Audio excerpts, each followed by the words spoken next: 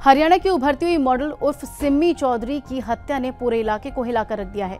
मंगलवार को इस रहस्यमयी हत्या से आखिरकार पर्दा उठ गया। पुलिस ने सिम्मी के दोस्त सुनील को गिरफ्तार कर लिया, जिसने पूछताछ में पूरे मामले का खुलासा किया। सिम्मी की मौत की यह कहानी एक तरफा प्यार, धोखे और गुस्से की आग में जलते हुए इंसान की है, जो आखिरकार एक जघन्य अपराध में बदल गया। सूत्रों के मुताबिक सुनील ने पुलिस को बताया था कि सिम्मी उसे ठुकरा कर विशाल से शादी करना चाहती थी और ये उससे बर्दाश्त नहीं हुआ और साजिश रचकर हत्या कर दी गई। साथ ही उसने ये भी बताया कि सिम्मी की शादी हो चुकी थी, 2 बच्चे हुए और फिर तलाक हो गया। वो जीवन साथी की तलाश कर रही थी। सुनील इसराना गांव का रहने वाला है और करनाल के मॉडर्न टाउन में उसका एक होटल है जिसका नाम है सुकून। सिम्मी और सुनील की पहली मुलाकात एक मॉल में नौकरी करते हुए थी। दोनों के बीच दोस्ती बढ़ी और फिर सुनील को सिम्मी से प्यार हो गया। सिम्मी भी पहले से तलाकशुदा थी, 2 बच्चों की मां थी। वो जीवन में एक नया साथी तलाश कर रही थी। कुछ समय तक दोनों के बीच नजदीकियां रही, लेकिन जब सिम्मी को पता चला कि सुनील भी पहले से शादीशुदा है और उसके 2 बच्चे हैं, तो उसने दूरी बना ली। इसके बाद सिम्मी का रिश्ता विशाल नाम के एक युवक से तय हो गया और वो विशाल के साथ जिंदगी बिताना चाहती थी। सिम्मी ने विशाल के नाम का टैटू अपने शरीर पर बनवा रखा था। ये बात सुनील को चुभ रही थी। वो अंदर से टूट गया था। उसे ये बर्दाश्त नहीं हो रहा था कि सिम्मी अब किसी और की होने वाली है।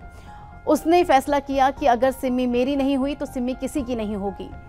इसी जलन और नफरत की आग में सुनील ने खौफनाक कदम उठाया। 14 जून की रात सुनील ने एक साजिश रची, जिससे पहले ही कार में चाकू रख लिया था और मौका मिलने का इंतजार किया था।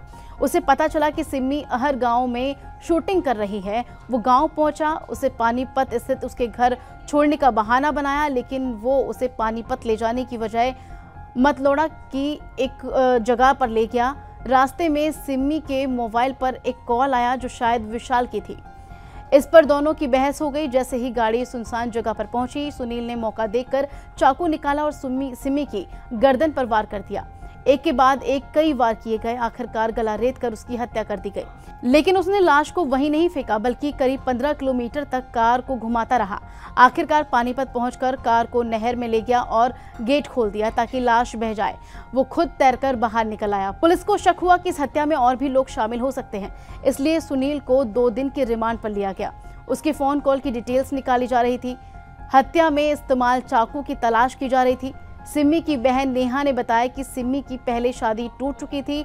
अब वो नई शुरुआत करने जा रही थी। जल्द ही उसकी शादी विशाल से होने वाली थी, लेकिन एक तरफा प्यार में पागल सुनील ने उसकी जिंदगी खत्म कर दी।